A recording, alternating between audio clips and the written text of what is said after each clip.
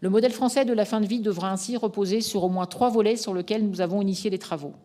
Le développement des soins palliatifs dans le cadre d'un plan décennal en identifiant les mesures qui relèvent du législatif, l'ouverture d'un nouveau droit vers une aide active à mourir sous conditions et une attention renforcée à la protection des personnes et aux droits des patients.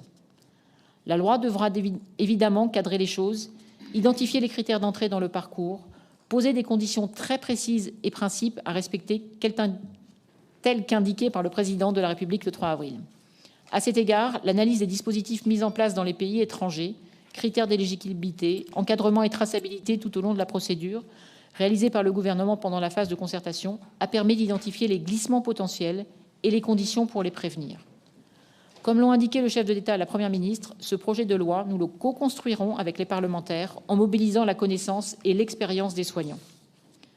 Concernant le plan décennal sur lequel le gouvernement souhaite avancer en parallèle des travaux d'élaboration du futur projet de loi, j'ai installé jeudi dernier l'instance de réflexion stratégique dont les experts et personnes qualifiées ont, sous la houlette du professeur Franck Chauvin et le concours de l'Inspection générale des affaires sociales, engagé les travaux visant à élaborer différents scénarios pour que nous soyons en mesure d'apporter des réponses concrètes à nos concitoyens dont la fin de vie constitue un moment de grande fragilité et d'apporter un soutien à leurs proches aidants, y compris autour du deuil.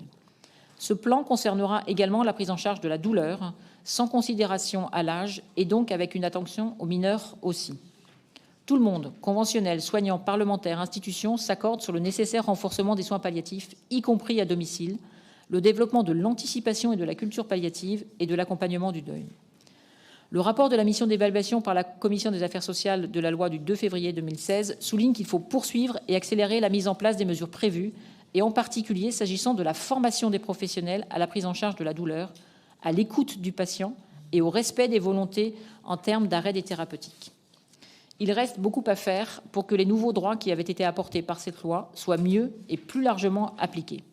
C'est pourquoi il nous faut travailler à promouvoir une approche transversale et ouverte des soins palliatifs pour favoriser l'appropriation par chacun de cette prise en charge spécifique. Pour assurer une intégration palliative dans notre pays, c'est ce que j'ai souhaité engager avec la rénovation de la circulaire organisant l'offre de soins qui datait de 2008. Je vous l'ai indiqué tout à l'heure, cette nouvelle instruction sera bientôt publiée. Elle insiste sur la structuration de la filière palliative et pose la première brique du plan décennal soins palliatifs, prise en charge de la douleur, annoncé par le président de la République. Il est désormais urgent de réviser le logiciel de la politique des soins palliatifs, d'en rénover le pilotage, le portage en assurant les décloisonnements indispensables à une trajectoire d'intégration palliative à l'accompagnement de la fin de vie. Le rapport de la Cour des comptes sur la politique nationale de soins palliatifs nous sera remis très prochainement. Je suis certaine que les analyses et recommandations qui y seront présentées nous seront très utiles. Les travaux engagés dans cette deuxième phase sont essentiels, car la fin de vie, la mort, nous concerne tous. Elle ne doit pas rester un sujet tabou, mais bien au contraire, retrouver place dans notre parcours de vie.